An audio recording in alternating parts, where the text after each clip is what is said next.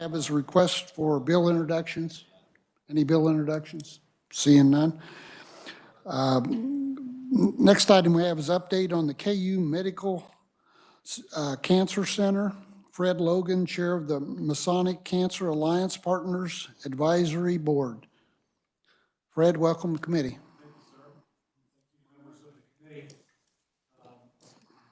My name is Fred Logan, and I am the chair of the Masonic Cancer Alliance Partners Advisory Board.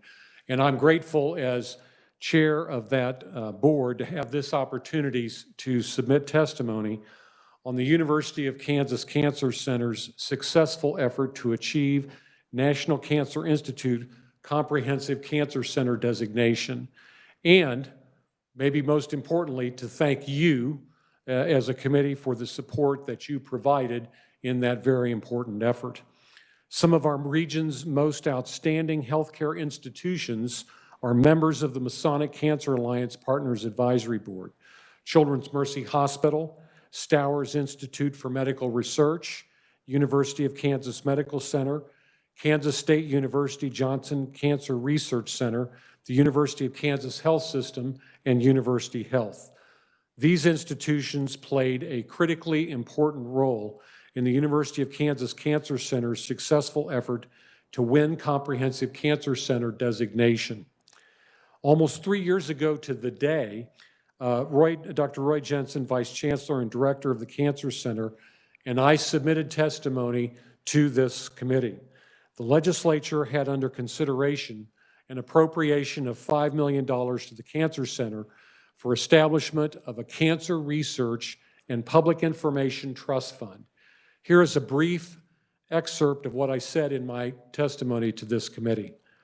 Achievement of Comprehensive Cancer Center designation would be a landmark achievement and an important step forward in advancing public health in our state. I advised this committee that the appropriation would be used to enhance cancer education and outreach programs for Kansans, and that it would have a lasting, beneficial impact on the lives of all Kansans. I pointed out to this committee that the economic impact of winning that designation would be significant. But then I said this: the economic impact is important, but the advance of public health in our state is of paramount importance. With the passage of this legislation, the legislature would take a major step forward in the effort to win NCI Comprehensive Cancer Center designation. That testimony proved to be correct. NCI representatives remarked on that legislative support when they reviewed the Cancer Center's application for comprehensive designation. And this past fall, the NCI awarded Comprehensive Cancer Center designation to the University of Kansas Cancer Center. That is a move, I will say, of national significance and for our state. We do not yet fully comprehend the impact that comprehensive designation will have for Kansas. But I will say this: it is my view that the University of Kansas Cancer Center's successful effort to win Comprehensive Cancer Center designation from the National Cancer Institute is the most significant achievement in Kansas public health in the last 50 years. The benefits to public health in our state will be enormous. There will be advances in cancer care and public health that would not have been possible without the KU Cancer Center efforts. As chair of the Masonic Cancer Alliance Partners Advisory Board, I thank the committee for its support in 2020 for the $5 million appropriation for the University of Kansas Cancer Center. Kansans will reap the benefits of having a comprehensive cancer center in Kansas for many years to come. And I thank the committee, and I believe that, will you, Mr. Chair, introduce Dr. Jensen, or should I introduce Dr. Jensen? Fred, if you'd like to, would you mind introducing? I would be very pleased to introduce Dr. Jensen. It has been really an honor for me to work with him in various capacities, beginning in 2007 when we were gearing up for the Johnson County Education Research Triangle Campaign, and I got to see what a tremendous job and an advocate he was. So it is my honor to introduce Dr. Roy Jensen, Vice Chancellor and Director of the Cancer Center. Thank you. And Dr. Jensen, welcome to committee. It's good to be here, Mr. Chairman. I did not submit any formal testimony because mostly I'm just here to thank all of you. This committee was critical to moving the initiative that Fred talked about forward. And I'm here just to say thank you. Thank you for your support for many years now. The Kansas Legislature and Kansas State government over multiple administrations has supported this effort since 2007. We first became a designated cancer center in 2012 as a result of the original $5 million appropriation that we received back then. And your subsequent additional $5 million appropriation was absolutely critical to getting us to comprehensive status. And while my main purpose here today was to say thank you to this committee, and it's unfortunate Senator McGinn's not here because she played a major role in the second appropriation. But I've been reminded that there's been quite a bit of turnover in the legislature since 2007. Maybe a couple of you folks accepted from that. But when we got started, we did not have an NCI designated center in this state. And the center's program at the National Cancer Institute was specifically designed to make sure that every American had access to world-class cancer care. And we were a pretty big donut hole in that program. And so I came to the university in 2004 with the express purpose of making sure that Kansans had access to that world-class care. Now, when we got started, 15% of Kansans left the state to get their cancer care. We've more than cut that in half. And considering that nearly 17,000 Kansans each and every year are diagnosed with cancer, that represents about 1,300 Kansans that no longer have to go outside the state to seek the best possible care for themselves. And we're extraordinarily proud of that. We have also increased research funding for cancer in this state from about $14 million a year to nearly $80 million a year. And so this has been a significant economic development activity for the state, and we're really grateful for your support, and we just want to come here to say promise kept, and we appreciate it. Happy to stand for any questions. Thank you, Dr. Jensen. Yes, thank you for pointing out Senator McGinn, and also Senator Denning was Absolutely. a big proponent for you guys. So if you see him, thank him. He's a good man. Questions? Seeing none, well, thank you all for being here today. We appreciate the update, and thanks for all your good work. We appreciate you. Thank you. Committee, next we'll have a briefing on inmate incentive pay and work programs. Secretary Jeff Zumba from the Kansas Department of Corrections. Welcome, committee, Secretary.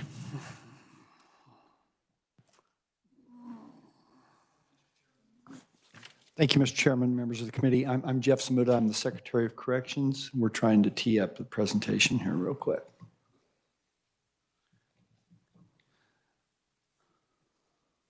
Okay.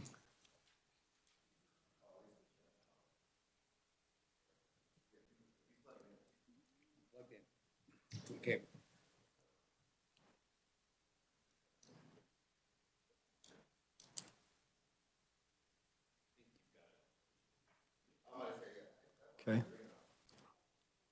Okay.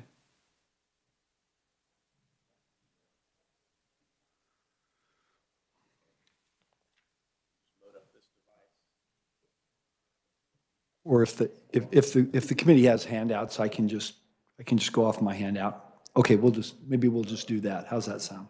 Okay. Thanks again, Mr. Chairman, members of the committee. I appreciate the invitation and the opportunity to appear before you here today. If you look at page 2 of the handout, the agenda, I'm going to speak a little bit about incentive pay, our traditional industries program, our private industries program, and our work release program. And I'm going to lead into that by talking about the benefits of a job that pays a livable wage if you go to page 3 of the handout. So that we know that there's many circumstances and resources that factor into the success of a person when they return to the community after being incarcerated. And there is no single factor that supports success, but we also know that those who obtain a job that pays a livable wage upon their release are 1/3 less likely to return to prison. One-third less likely. That's a pretty big number. That job helps them obtain other stabilizing factors that help them with their success, and that would be housing, transportation, pay their debts from court obligations, child support, and then address the needs of their families. The next slide, education and employment programs during incarceration make a difference in Kansas. So the rate of obtaining that sustained livable wage job increases by 6% if they complete a GED, by 8% if they complete a career technical education program, 20% if they complete even one college course, and by 25% if they hold a job for 6 months or longer with one of our private industry partners. Next slide speaks a little bit to putting people to work. We have a number of fantastic private industry partners who partner with us at each of our 8 adult correctional facilities. We have 40 private industry partners in addition to our traditional industries opportunities. At the 1st of January, we had nearly 1,400 or 16% of our resident population working in those programs. And from July of 2019 to January of this year, private industry employment opportunities for our residents have increased by 48%. They've gone from nearly 950 to, again, nearly 1,400. And in fiscal year 2022, those residents earned approximately $27.7 million in those private industry jobs, and that income goes towards paying state and federal income taxes. 25% goes towards housing costs in the correctional facilities, which is deposited into the Correctional Industries Program for reinvestment in that program. And 10% goes to savings for the residents so they can have money upon release to pay a deposit on a place to live, transportation, et cetera. Also allows them to pay off their court obligations, child support, and again, contribute to the care for their families. So there's some different methods and processes that our resident population can earn a little money while they're incarcerated with us. And the first is resident incentive pay. Residents who receive incentive pay, those that is pay for a day that they work on a detail or are participating in one of the eligible programming opportunities. So if they're either working in a program, working in a job that is eligible, or they're participating in a program like a cognitive change program, they're eligible for the incentive pay. They are not eligible for incentive pay if they have refused a previous work assignment, were removed from their last assignment due to misconduct, poor performance, are confined in a disciplinary or administrative segregation housing, being transferred from one facility to another for disciplinary or behavior reasons, or if they've received a parole, conditional release, or some form of a technical violation when they were out in the community and have been returned to the facility.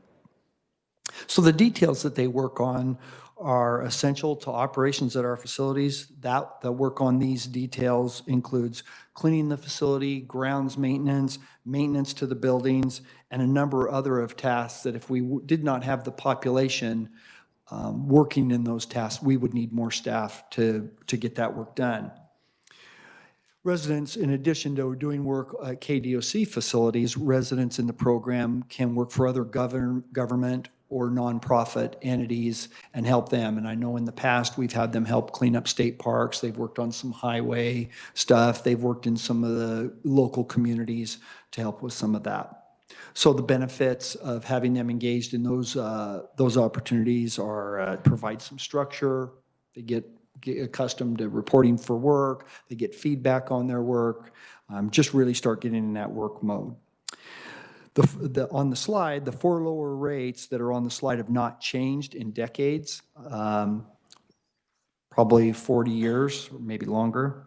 They're set in our policy, but would require some funding to increase them. I'm looking for a way to have some investment to increase those funds over time. Inflation has eroded the buying power of that.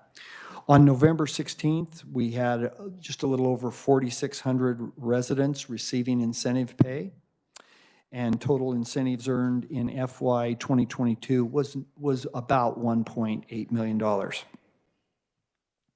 next slide, traditional industries program.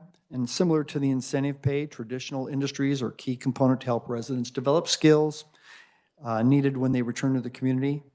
Some examples of products residents working for Kansas Correctional Industries in the traditional industries program are they produce paint, like paint that is used to stripe our highways, janitorial products, furniture, clothing, mattresses, outdoor furniture, fire pits and rings, signs, and specialty products for Kansas Highway Patrol and Kansas Department of Wildlife and Parks. Additionally, at our Lansing Correctional Facility, our industries program operates agribusiness, leasing nearly 1,300 acres of land to area farmers for crop production, and they produce cattle, managing a herd of approximately 250 head. At our Hutchinson Correctional Facility, Correctional Industries operates an agribusiness and has an agreement with the Federal Bureau of Land Management to hold and train wild horses that are later made available for adoption. KCI, our industries program, also produces alfalfa there to reduce the need to purchase feed for the horse herd. Again, within the traditional industry program, we have 6 pay grades here that are established in our policy. The key difference between that pay and the incentive pay is the incentive pay is a daily rate, and this rate for traditional industries is an hourly rate. And again, our intent is to start increasing the rates that those folks earn. Total annual wages earned in the traditional industries program in FY 22 was approximately $273,000. Next slide is some information about our private industry program. And these are the most sought after work training opportunities for residents in our living in our correctional facilities. And our partnership with those 40 private industry partners expands resident opportunities and pays them at least a federal minimum wage or more. The overall average wage for residents across all of our private industry partners is about $11.83 an hour. And entering into an agreement with a private industry employer and determining the wages paid are based on several factors, including the prevailing wage in the locality as determined by the Kansas Department of Labor, the ability of workers in the locality and the job types to be utilized by the private employer, private citizens, if you will, documentation by the private industry employer of its recruiting efforts the prior 6 months to try and hire civilians for the same jobs. On January 1st, 2023, we had over 1,200 residents employed in private industry, and when added to our Kansas Correctional Industries traditional program employment, resulted in, again, nearly 1,400 or 16% of the resident population working. In FY 2022, total wages earned in the private industry program were about $27.7 million.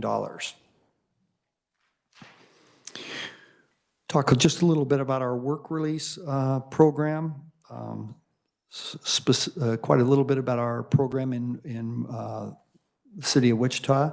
Again, another highly sought opportunity for our population because a work release facility is housing in the community where the residents check out to go and report to work out in the community, and then they check back in at the end of their day and return from work.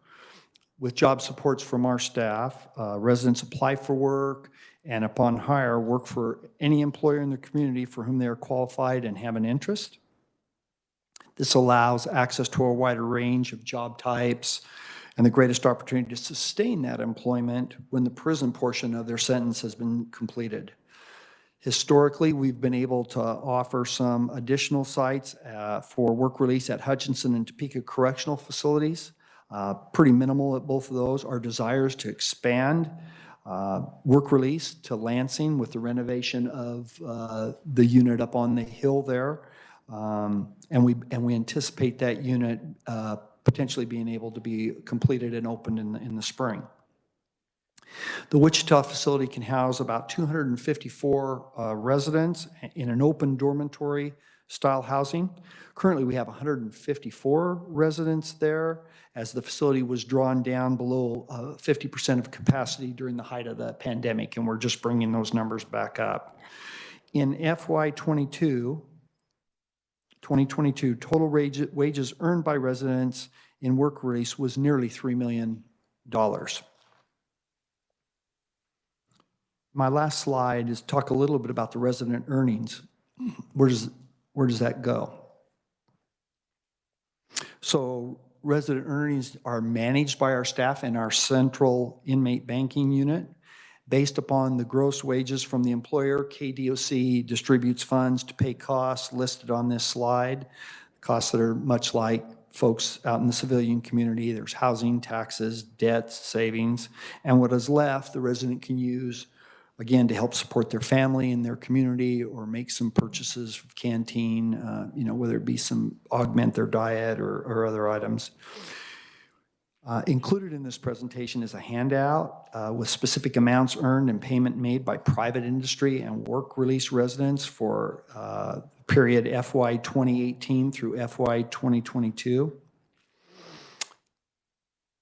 for your review. In many instances, residents in the private industry program and work release are able to pay off most, if not all, their debt, accumulate significant savings by the time they're ready for release. Getting that debt load down to a manageable level and having money in the bank to establish themselves upon return to the community is really another key tool in their success and helping make our community safer, reducing recidivism. So that's my presentation, Mr. Chairman, members. Again, I appreciate the opportunity to appear before you. Thank you, Mr. Secretary. And I just love seeing this good work. I commend you and your staff and pass that along. You're changing some lives here, and that's important that we don't just put people in prison and not help them get back on their feet. The 10% savings, I think that's ingenious, because what if someone gets out of prison and they have no savings, they haven't been in these programs? When you release them, how do you do that? How much money do you give them when they get out of jail? Mr. Chairman, members of the committee, is that 120, 125?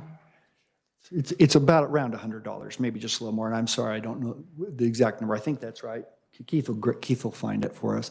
Yeah, and that's certainly not very much money to sustain you for very long. That's what I mean. I think, trying to point out the difference here, where you give somebody $100 and say, good luck, stay out of trouble, we don't want to see you back here, versus someone that was in a program that has savings, has paid off his fines and child support and whatever else, has a lots better chance of success.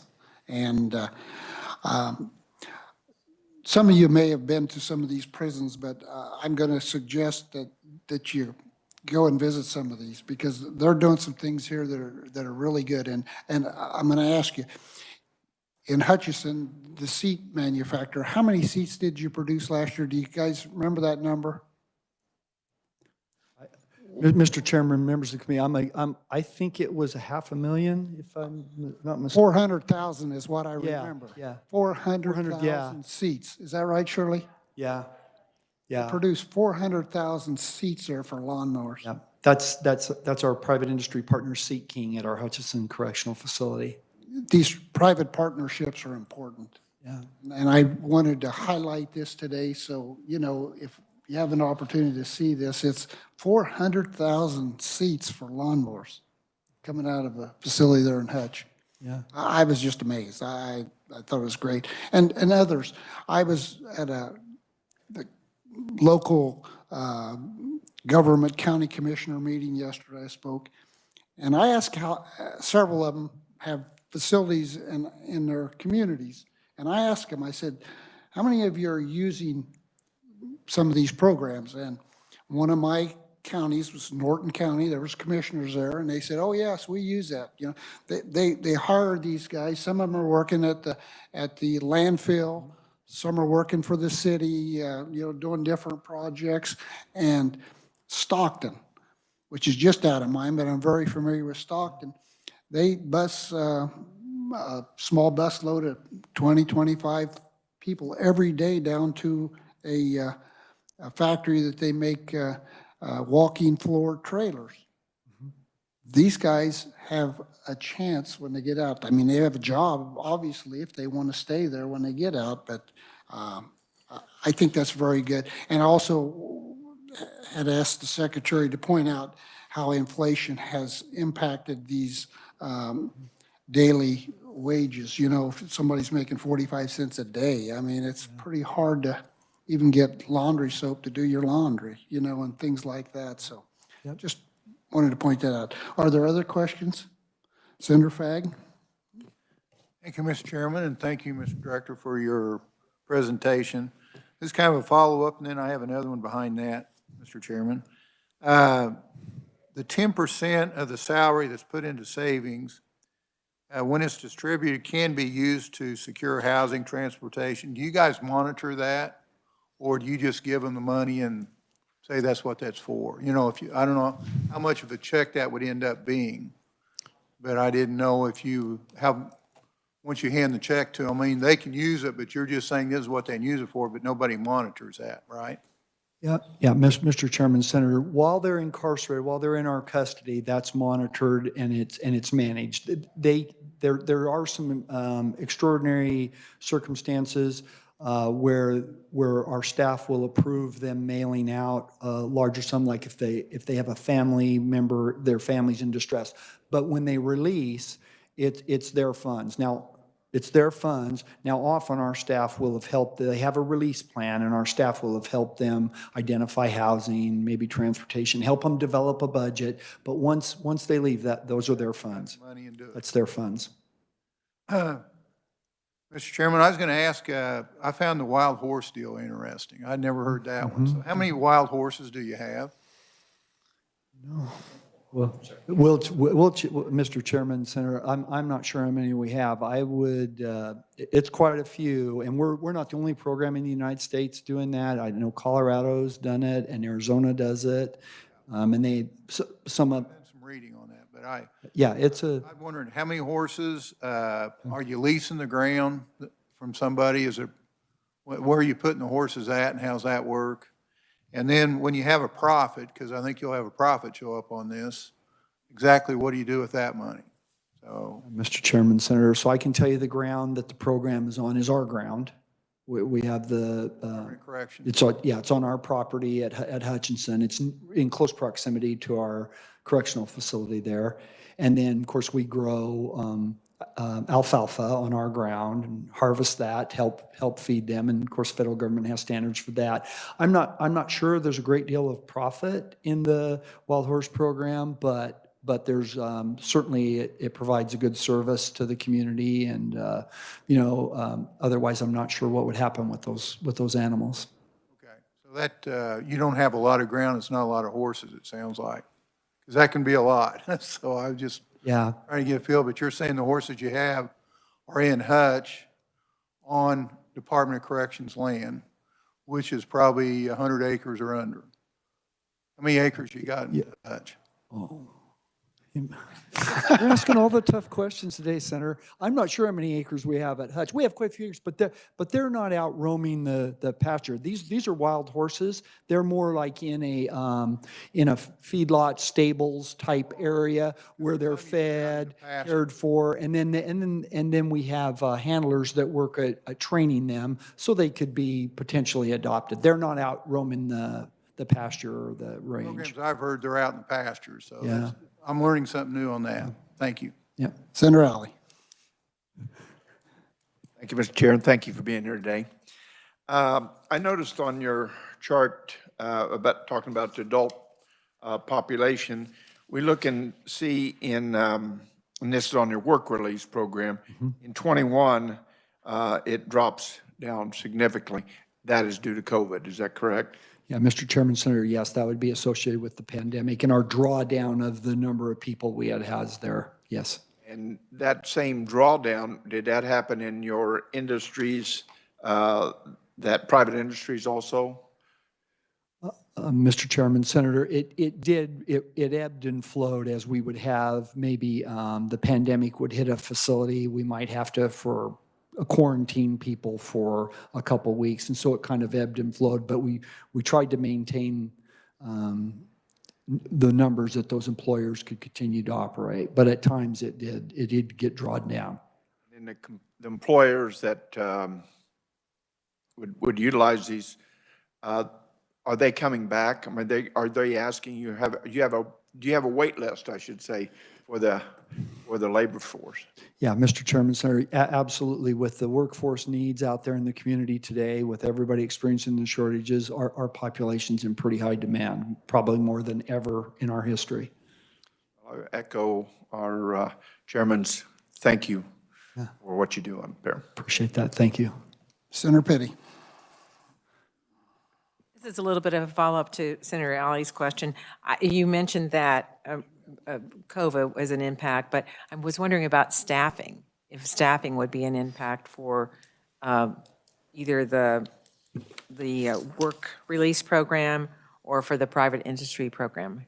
Yeah, Mr. Chairman, Senator, it did a little bit. So in our private industry programs, in our correctional facilities, not as much. Our staffing hasn't had an impact.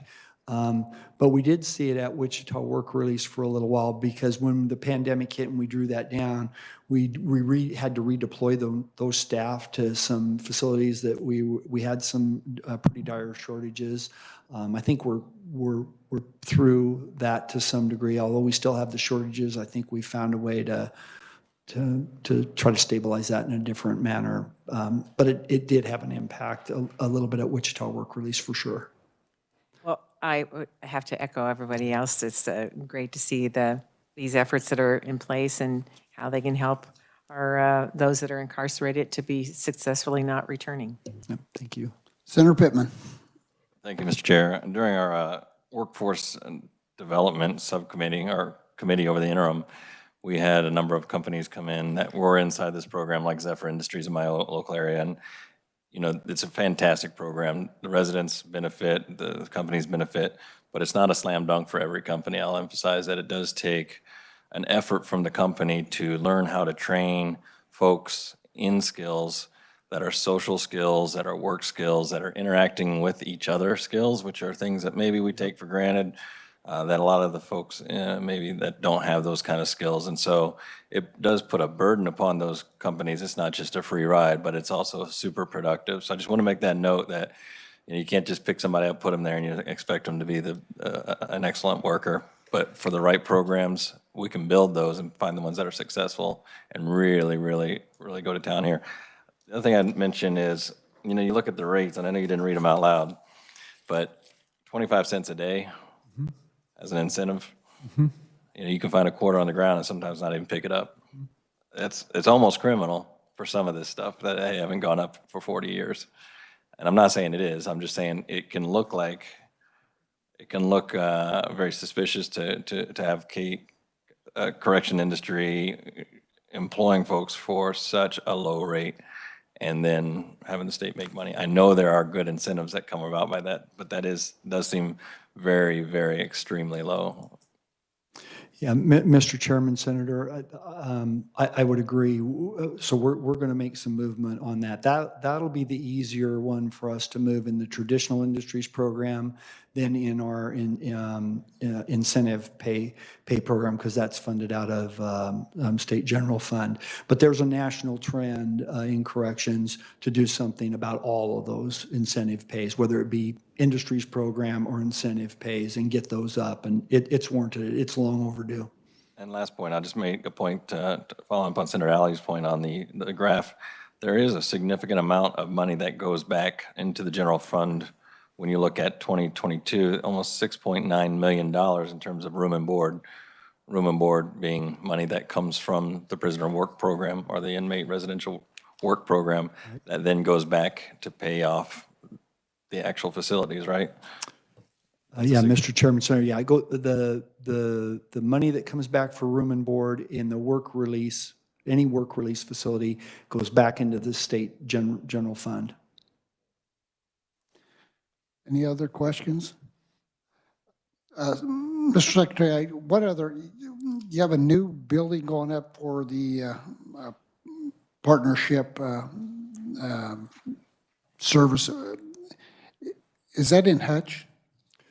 Yeah, Mr. Chairman, members of the committee, we have a new industries building that we opened a few months back at Hutchinson. It's about 30,000 square feet, correctional industries, paid for the design and construction of that building, and we have private industry. Part of that building is occupied by our canteen services, which is a contractor, and then we have a private industry program in there today.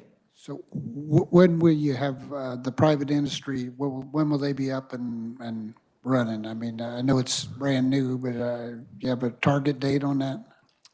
Yeah, Mr. Chairman, members of the committee, I'm not sure what the target date is. I know they're pretty aggressively there was a little bit of electrical work that needed to be bringing some more power, and I know they're getting some workstations built. It's got to be within the next 30 to 60 days, I believe. It should be getting close.